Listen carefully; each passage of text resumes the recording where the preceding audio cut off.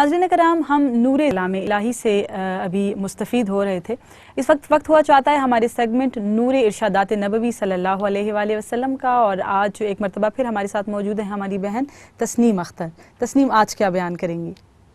الحمدللہ رب العالمین کہ اللہ تعالیٰ نے ہمیں آپ صلی اللہ علیہ وسلم کی صورت میں قرآن کی تفسیر عطا کی۔ اس حدیث کا تعلق بھی بخاری شریف سے ہے، جسے ابو سعید خضری رضی اللہ تعالیٰ عنہ نے بیان کیا ہے کہ نبی کریم صلی اللہ علیہ وسلم نے ارشاد فرمایا کہ رمضان المبارک کی ہر شب و روز میں اللہ تعالیٰ کی طرف سے قیدیوں کو چھوٹ دی جاتی ہے، اور ہر مسلمان کی ہر شب و روز میں ایک دعا ضرور قبول ہوتی ہے۔ سبحان اللہ۔ تو اللہ تعالیٰ ہم سب کو توفیق عطا فرمائے کہ رمضان میں ہم زیادہ سے زیادہ بہتر عبادت کر سکیں اور اپنے گناہوں کی بخشش طلب کر سکیں اللہ تعالیٰ سے۔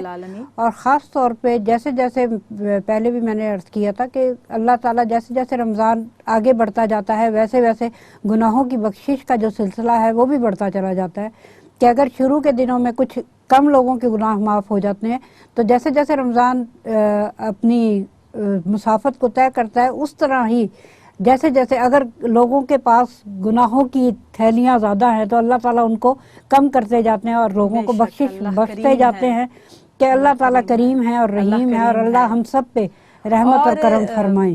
تسنیم، ایک روایت کے مطابق روزانہ افطار کے وقت اللہ کریم 60,000 گناہگاروں کو سزا یافتہ جو جہنمی ہیں ان کو جہنم کی قید سے، جہنم کی آگ سے آزادی دیتا ہے، انہیں نجات دیتا ہے۔